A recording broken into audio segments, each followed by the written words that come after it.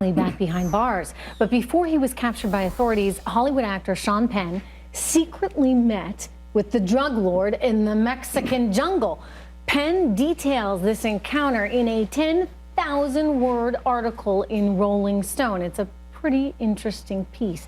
Now, this secret meeting was brokered by a Mexican soap opera star, Kate Del Castillo.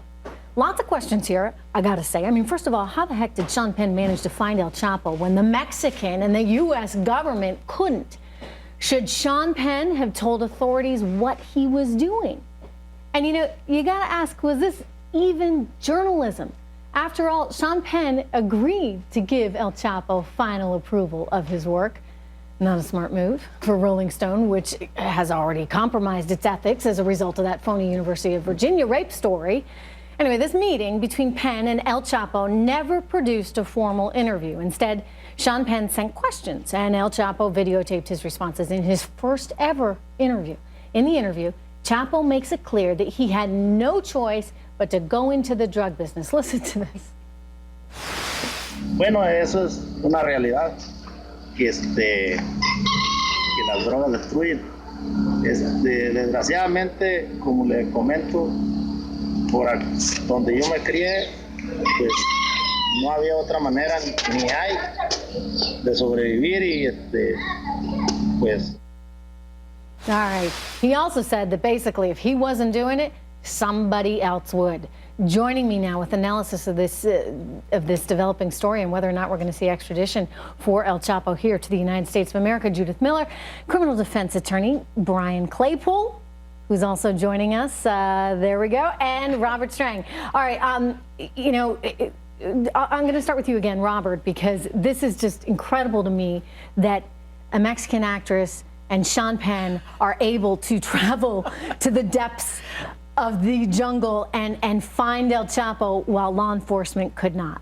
Yeah, well, it shows you how big this billionaire's ego is, because he's someone who wanted his story told. He's someone that really reached out for the actress and the actor and really was part of his own capture, because it was following them. Their communication was actually able to get police close to him and make the arrest. So in a weird way, this article, even though it came out the day after, you know, he was arrested, clearly was responsible for his arrest. So we have to thank Sean Penn, because if he hadn't done that interview and hadn't followed through, we would have never had him arrested. Brian Claypool, what is the responsibility of someone like Sean Penn? I mean, could U.S. authorities or Mexican authorities get him on the fact that, you know, he saw El Chapo effectively before they did, and he didn't report anything to them?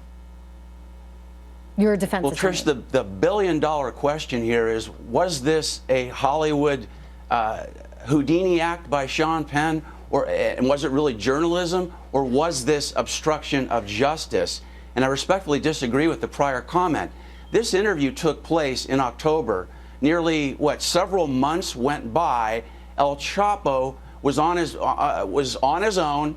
He could have killed other people, and Sean Penn and Kate Del Castillo did not report that to authorities. Now, there are two possible crimes that they face, because they don't have blanket immunity just because they're allegedly a journalist.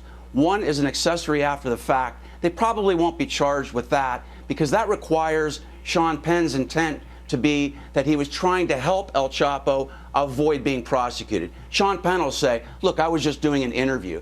But the one that really applies here, Trish, that I think should be applied to stop this from happening again, is what's called, it's a federal law, it's called misprision of felony. It's tantamount to obstruction of justice. And the element where I think Sean Penn's going to have trouble here is the prosecution would have to show that Sean and Kate concealed where El Chapo was. They concealed this information from authorities, and they knew that he had committed crime. So I want to bring Judy into this conversation, too, because what blurs all of this is the fact that Sean Penn is not a journalist. He is an actor, and, you know, this sort of extraordinarily skeptical side of me, Judy, kind of wonders, might he have been posing as a journalist because he wanted to team up with Kate Del Castillo and her production company and actually maybe get access to El Chapo so that they could produce this wonderful movie together. You know, it's pretty bad if you're just the production company and you're going down there because you're going to produce a Hollywood movie about El Chapo and you don't report it to authorities. But somehow, if you're traveling under the guise of journalism, it makes it somewhat okay. That's why you have all kinds of protections, supposedly against the law, being accused of the various crimes that you've been discussing here on this show. The fact of the matter is, in this internet era, social media, it's harder and harder to tell who is a journalist and who isn't. Yes, Sean Penn is an actor, he's an activist, but he has also interviewed Raul Castro and other dictators of countries that are against American interests, and whom he seems to like and we should point out for the viewers, you've got a very unique background in that you have yourself interviewed some pretty odious people, formidable people, and you've also protected sources, and gone to jail. And I wonder whether or not Sean Penn would have been willing to do that. I think, as a journalist, Trish, what offends me is that we've had 60 Mexican journalists, real journalists, die in the course of a decade trying to tell the story of the cartels and the Mexican government and the collusion between them. These are the people who are real journalists who put their lives on the line every day. And Sean Penn goes down there to do a scoop. Definitely it's a scoop. He's gotten something that no one else has gotten. But instead of telling the truth, he has glorified this man. Yeah, so you're right, from just a substance standpoint, it's wrong. Ethically, it's also wrong. I want to share with viewers, I mean, you say he's glorifying this man. Yes. Here's a quote. He talks about El Chapo's charisma in this piece. He said, throughout my introduction, Chapo smiles a warm smile. In fact, in what would have been a 7-hour sit-down, I saw him without that smile, only in brief flashes. As has been said of many notorious men, he has an indisputable charisma. I mean, Judy, when I read this piece, I thought, wow, I mean, this is the whole Hollywood movie, you know, unfolding before my eyes. And by the way, a big part of it is Sean Penn. And Sean Penn and his travel into the depths of this jungle to meet El Chapo. But you make a very good point that there are a lot of people that have been lost throughout this you know, tragic violence How about the cops? He's enacted. Look at all the innocent people, all the cops that have been killed. I mean, this guy, you know, we're so lucky. I meant that tongue-in-cheek a little bit about Sean Penn actually making the arrest, because you can think about the past, even with Chavez, he was able to, through surveillance and other items, he doesn't work for the State Department, and he's not a real journalist, so it's easy for the government to follow him, to intercept calls, and to take a look at what he's doing. But I think we have to be careful about this, because real journalists do not have an obligation to be an arm of law enforcement. We are under no obligation to report these things, but from a human standpoint, and by the way, I'm not sure the Mexicans really used Sean Penn to track down this guy. If I hadn't been able to find him and Sean Penn did, I'd say, oh yes, we Sean. Right. It's a convenient excuse. Exactly. Right, so right. I'm not sure, but the ethics of this are just reek. You don't submit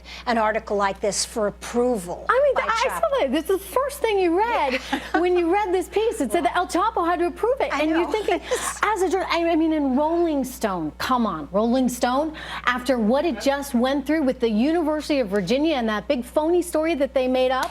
You would that never think happened. that the editor would have more sense than that. Yes, but Jan Winter defended this piece and said everyone else is just jealous that they didn't get it, and that Rolling Stone did nothing wrong in how it handled it. I think most mainstream journalists would really disagree Absolutely, I'm with you. Well, Judy, thank you so much. Robert, I'm out of time. I got to run, but thank you. Appreciate having you here. And Brian, good to see you. All right, Fox Businesses.